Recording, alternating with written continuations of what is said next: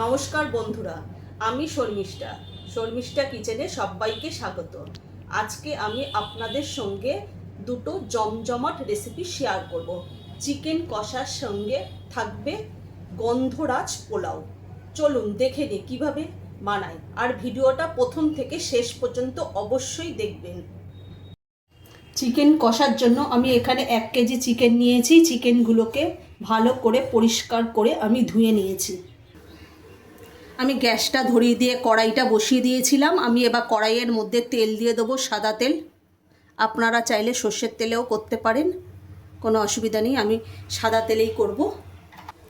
তেলটা ভালো করে গরম হয়ে গেছে, আমি একটু নাড়িয়ে নেব তেলটা।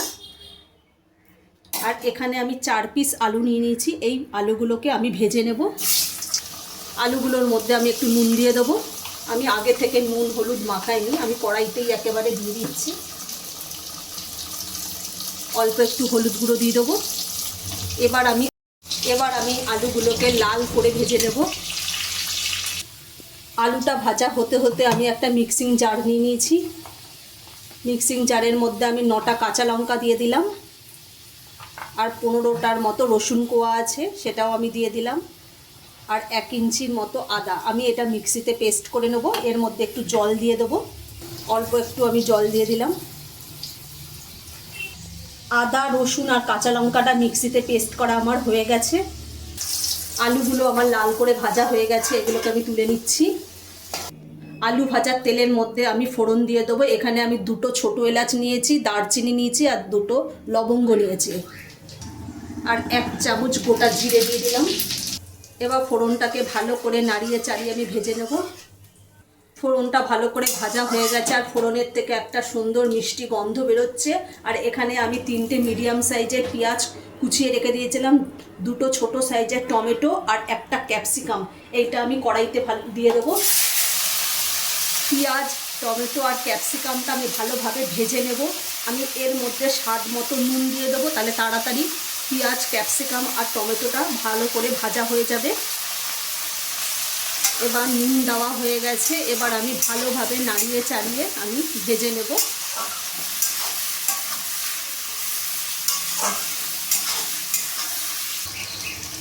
পেঁয়াজ টমেটো আর ক্যাপসিকামটা ভালোভাবে ভাজা হয়ে গেছে, দেখুন কত সুন্দর হয়ে গেছে।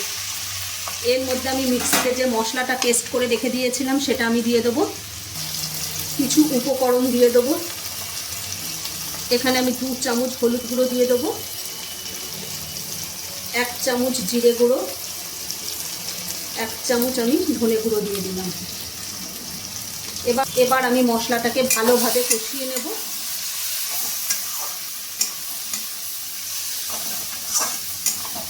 মশলাটার মধ্যে আমি মিক্সির জার ধোয়া জলটা একটু দিয়ে দেবো, এর মধ্যে দিয়ে আবার ভালোভাবে কষিয়ে নেব।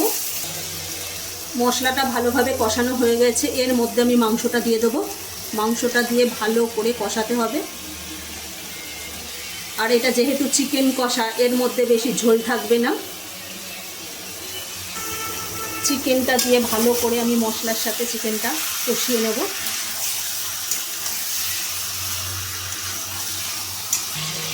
চিকেনটা মশলার সাথে ভালোভাবে কষানো হয়ে গেছে।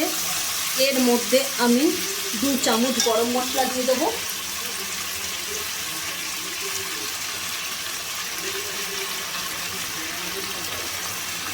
আর এখানে যে আলুটা ভেজে রেখেছিলাম সেটাও আমি দিয়ে দেবো।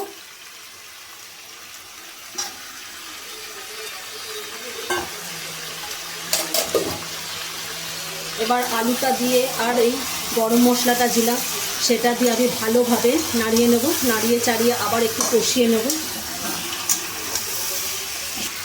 যেহেতু চিকেন কষা, তার জন্য একটু চিকেন মশলা হলে খেতে ভালোই লাগবে, তার জন্য আমি ওপর থেকে একটু চিকেন মশলা দিয়ে দিলাম। দিয়ে এটাকে আমি ভালোভাবে কষিয়ে নেব।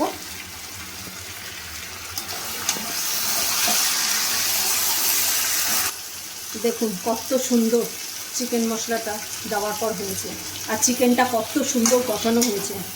এর মধ্যে আমি অল্প একটু জল দিয়ে দেবো চিকেন আর আলুটাকে সেদ্ধ হওয়ার জন্য। আমি এবার অল্প করে জল দিয়ে দেবো।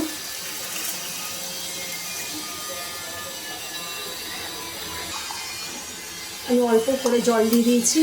আপনারা এখানে যে রেসিপিটা করছেন, আমি করছি যে রেসিপিটা, তার সঙ্গে আপনারা একটা আওয়াজ শুনতে পাচ্ছেন। আমাদের পাশের বাড়িতেই মার্বেলের কাজ হচ্ছে, তো তার জন্য আমাদের একটু সাউন্ডটা একটু অসুবিধা হতে পারে, আওয়াজটা আপনাদের শুনতে অসুবিধা হয়, একটু কিছু মনে করবেন না। হ্যাঁ, পাশের বাড়িতে কাজ হলে তো আর কিছু করার নেই, তাদের তো আর আমি বলতে পারি না যে আপনাদের কাজটা বন্ধ রাখুন বা কী।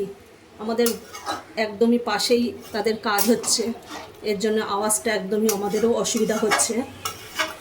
এবার আমি 15 মিনিটের জন্য ঢেকে দেবো।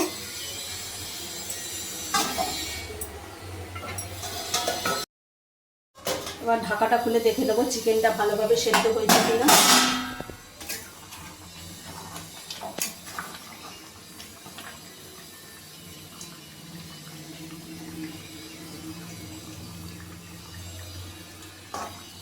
চিকেন এবং আলু দুটোই ভালোভাবে সেদ্ধ হয়ে গেছে। আর একটুখানি রাখবো, 2-3 মিনিটের মতো ভালো করে টকবক করে আমি ফুটিয়ে নেবো, তারপরেই আমি নামিয়ে নেব। তাহলেই চিকেন কষা একেবারে রেডি হয়ে যাবে। আমার চিকেন কষা একেবারে রেডি, এবার আমি নামিয়ে নেব। আমার চিকেন কষা পরিবেশনের জন্য একেবারে রেডি। আজকে যদি আমাদের এই চিকেন কষার রেসিপিটা যদি ভালো লেগে থাকে তাহলে লাইক, কমেন্ট, শেয়ার এবং সাবস্ক্রাইব করতে ভুলবেন না। আর অবশ্যই বাড়িতে বানিয়ে খেয়ে দেখবেন। এবার আমি পোলাওয়ের রেসিপিটা শেয়ার করব। গন্ধরাজ পোলাওয়ের জন্য এখানে আমি 500 গ্রাম গোবিন্দভোগ চাল নিয়ে নিয়েছি। আর এখানে 1/2 ইঞ্চির মতো আদা আমি ছোট ছোট টুকরো করে নিয়েছি। আর এখানে আছে কাজু আর কিশমিশ। আর এখানে যেহেতু গন্ধরাজ পোলাও হবে, তার জন্য আমি এখানে গন্ধরাজ লেবু কেটে নিয়েছি। কড়াইয়ের মধ্যে আমি সাদা তেল দিয়ে দিয়েছি। আর এখানে আমি ঘি দিয়ে দেবো।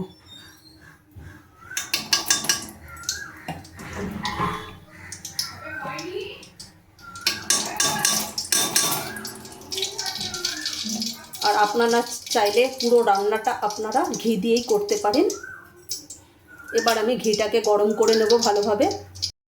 ঘিটা ভালোভাবে গরম হয়ে গেছে। এবার আমি কাজু আর কিশমিশটা ভেজে নেব। কাজু আর কিশমিশটা আমি কড়াইয়ের মধ্যে দিয়ে দেব। কাজু আর কিশমিশটা ভাজা হয়ে গেছে। এখানে যে আমি আদাটা ছোট ছোট টুকরো করে রেখে দিয়েছিলাম, সে আদাটা ভালোভাবে ভাজা হয়ে গেছে। এর মধ্যে আমি 2 ছোটো এলাচ দিয়ে দেবো। ছোটো এলাচটা দিয়েও আমি ভালোভাবে ভেজে নেব। এবার আমি গোবিন্দভোগ চালটা দিয়ে দেবো কড়াইয়ের মধ্যে। গোবিন্দভোগ চালটা আমি আগে থেকেই ধুয়ে রেখে দিয়েছিলাম। এবার গোবিন্দভোগ চালটা আমি ভালোভাবে ভেজে নেব। গোবিন্দভোগ চালের মধ্যে আমি স্বাদ মতো নুন দিয়ে দেবো। 1 চামচ আমি নুন দিয়ে দিলাম। আর 1/2 চামচ আমি নুন দিয়ে দিলাম। আর 1/2 চামচ আমি হলুদ গুঁড়ো দিয়ে দিলাম। রঙের জন্য আমি হলুদ গুঁড়ো দিয়ে দিলাম। আপনারা চাইলে রঙও ব্যবহার করতে পারে। এইভাবে আমি ভালোভাবে এবার চালটাকে ভেজে নেব সুন্দরভাবে।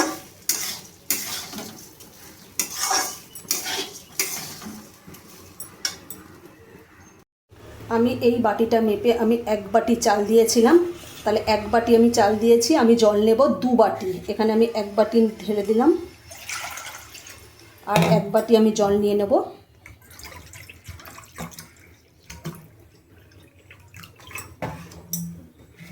এখানে আমি 2 বাটি জল নিয়ে নিলাম।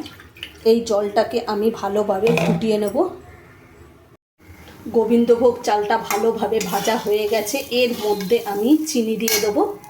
এখানে আমি 1 বাটি চিনি নিয়েছি। আমি এই যে 1 বাটি চিনি নিয়েছি, এই চিনিটা আমি দিয়ে দেবো। মিষ্টিটা আপনারা আপনাদের পছন্দ মতো দেবেন। অনেকেই পোলাওতে বেশি মিষ্টি পছন্দ করে। এবার চিনিটা দিয়ে আমি ভালোভাবে নাড়িয়ে নেব।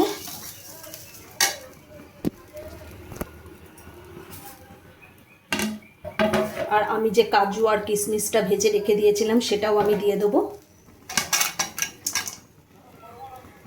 এবার আমি ভালোভাবে নাড়িয়ে নেব। আবার এগুলো দিয়ে ভালোভাবে ভেজে নেব।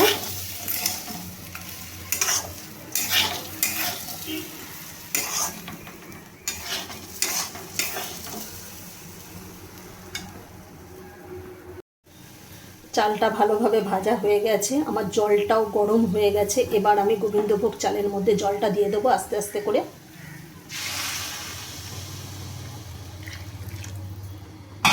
এবার জলটা দিয়ে ভালোভাবে নাড়িয়ে নেব।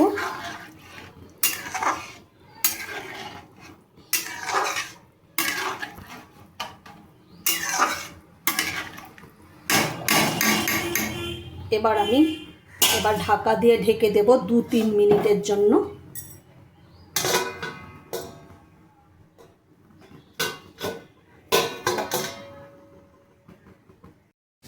পোলাওয়ের চালটা একেবারে ভালোভাবে সেদ্ধও হয়ে গেছে, আর পোলাওটা দেখুন কত সুন্দর একদম ঝুরঝুরে হয়েছে দেখুন।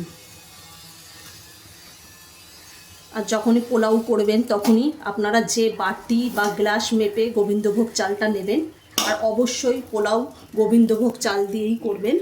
আর যখন ওই গ্লাস বা বাটি জারি মাপ করে আপনার গোবিন্দভোগ চালটা নেবেন সেই বাটি বা গ্লাসের মাপ করেই ডবল জল নেবেন, তাহলে এরকম ঝুরঝুরে হবে। আর অবশ্যই গোবিন্দভোগ চাল দিয়েই পোলাওটা খেতে ভালো লাগে। এবার আমি নামিয়ে নেব। যেহেতু এটা গন্ধরাজ পোলাও, সেজন্য এবার আমি লেবুগুলো ভেতরে দিয়ে দেবো। কেন, গন্ধরাজ লেবুর তো গন্ধটাই আসল না, এর তো আর রস থাকে না। এর জন্য আমি এই লেবুগুলোকে দিয়ে দিচ্ছি, দিয়ে আমি 15 মিনিট ঢাকা দিয়ে রেখে দেবো। একদম পোলাওয়ের মধ্যে গন্ধরাজ লেবুর গন্ধটা একদম মিশে যাবে। তারপর আমি এই লেবুগুলোকে খাওয়ার আগে আমি তুলে ফেলবো, পরিবেশন করার আগে। এবার আমি 15 মিনিট ঢেকে রাখবো একটা ঢাকা দিয়ে, তাহলে এই লেবুর গন্ধটা একদম পোলাওয়ের মধ্যে ঢুকে যাবে। আমি গন্ধরাজ পোলাওয়ের সাথে চিকেন কষা পরিবেশন করব, আর সঙ্গে আছে আমের চাটনি। এই চাটনিটা রেসিপি আপনাদের সঙ্গে শেয়ার করেছি।